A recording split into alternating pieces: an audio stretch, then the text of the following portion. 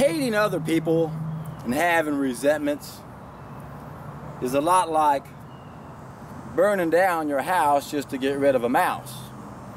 Or it's a lot like taking poison expecting someone else to die. Or it's a lot like pissing on your own leg. You're the only one that feels it, but everyone else can see it. I was sadly reminded yesterday that we live in such a crazy world where people are rude to other people, and the first thing they do is they accuse them of being rude. When it happened, I did something I'd never done before. I've shaken my head before, but this time I brought attention to it. I grabbed it and went, "What are you shaking your head for?" I'll tell you. You're calling someone else rude, and you're the one that's rude. It happened to me yesterday. Couldn't believe it. Literally, I was screaming in my head, and when I turned, I went, what a crazy people. You see this all the time, don't you? When someone does something stupid, they end up accusing the person of the thing they're doing. You're being rude. No, you're being rude. You're hating on people. You probably hold on to resentments. And that's really sad.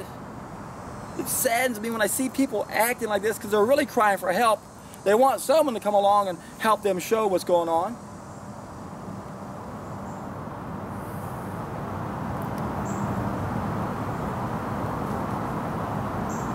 We know that we're damaged. We know that we're hurting. Howdy. Doing a YouTube video out here. Okay, let me slide right on. No problem. You don't mind being on for just a few seconds. You'll probably hear me roaring in the background as you go. All right. Again, it's sad. These people are crying for help. Remember, all communication is either a love and response or a cry for help. What's in it for me? Or how can I help? It's really sad when you see people do this, right? Almost everybody's always going back to what's in it for me, what's in it for me, what's in it for me. Instead of how can I help, how can I help, how can I help? Of course, the main problem, you well know. I've mentioned it many times in my other videos. If you've seen any of my other videos, we have the wrong mentality. We're disconnected. We're supposed to have 6 senses. We're trying to work on 5.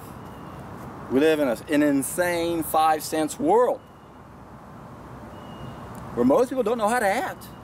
They don't feel the connection. They got the wrong mentality.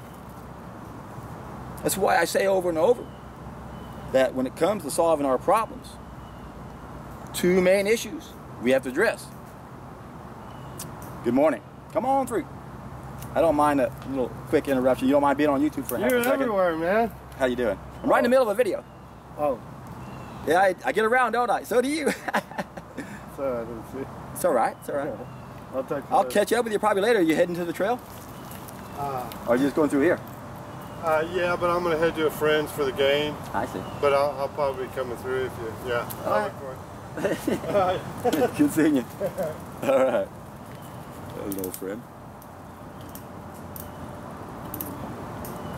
As I said,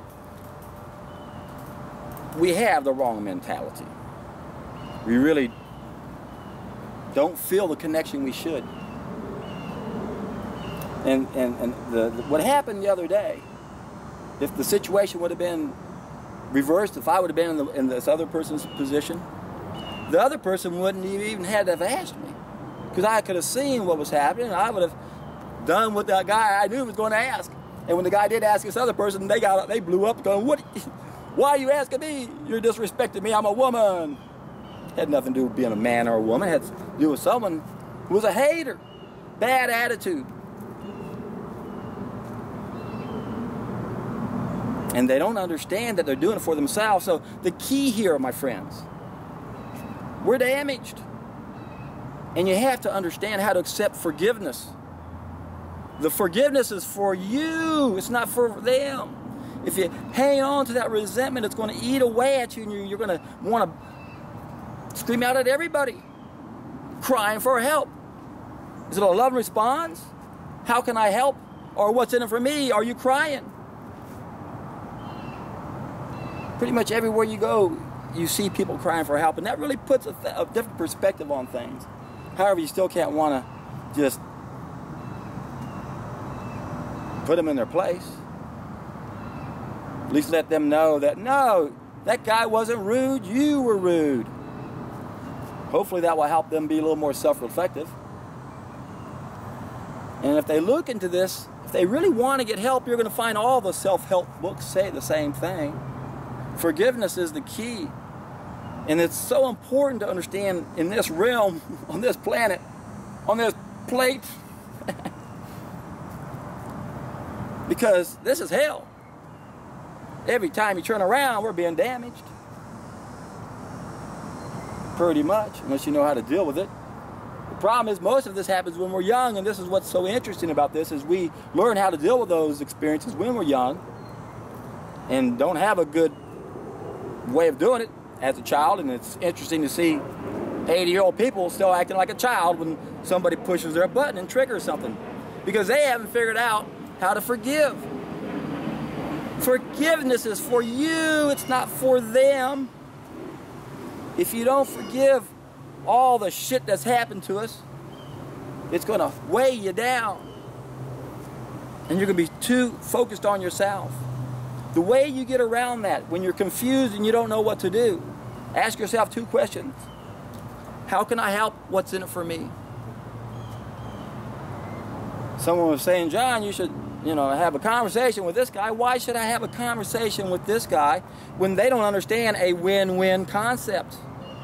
It's all what's in it for me, what's in it for me, what's in it for me. You got to bring you down, bring you down, bring you down. No, win, win, win, win, win. Some people have a win-lose mentality. I'm not going to waste my time talking to someone with a win-lose mentality. You know who I'm talking about. Finkelstein. He doesn't understand win-win. At least from what I've seen, and I'll be honest with you, don't really care to watch a whole lot of a person with a win-lose mentality. This world's tough enough, isn't it?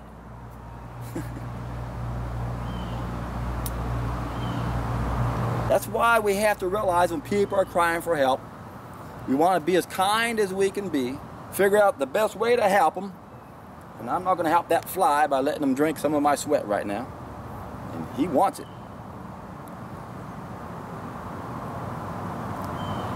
It's interesting. This ties right into this. Reminds me, many years ago, I bet I was probably 35 years younger. I remember one of my neighbors was a leasing agent at an apartment complex. And she came over to my place one lunchtime and was crying about how the manager was dumping all over. And I told her, well, go back to your manager and tell her that you're sorry that she's having a bad day, and ask her what you can do for her. And when she did that, she came back and said the manager just broke out crying. She was crying for help. Her manager was crying for help. And this young leasing agent didn't know. She was like 24, 23. I take it back, 22? Yeah, 22. She was a relatively young lady. I wasn't that much older. I think I was around 28, 29. But it worked. People are crying for help. Sorry to see you're having such a bad day. What can I do for you? How can I help? Well, looks like I lost my son. I can still see myself okay.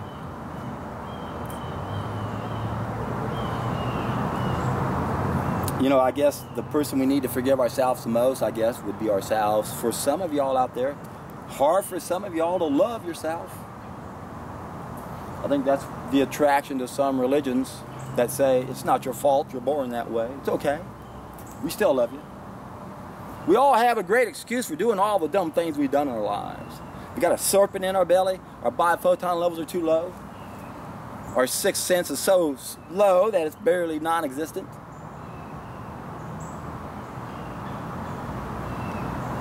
We can change all that very quickly. If we can understand the importance our diet has in this equation. A lot of us are struggling a lot more than we should because we don't have as much empathy. And it's harder for us to walk in other people's shoes, but a diet can help in many ways. When you bump up those biophoton levels, you feel more connected. You are more instinctively drawn to what you're supposed to be doing anyway, which is helping one another. Hurricane Harvey came through, and we see what we do in a crisis. We still have enough of those biophotons to know we got to help one another. All we got to do now is realize we're in a bigger crisis. And it goes back to the two things I was saying a moment ago before my friend came by about the two most important things people who rule us want to control over us. That's our health and that's the money. So we have to understand the role the money plays that allows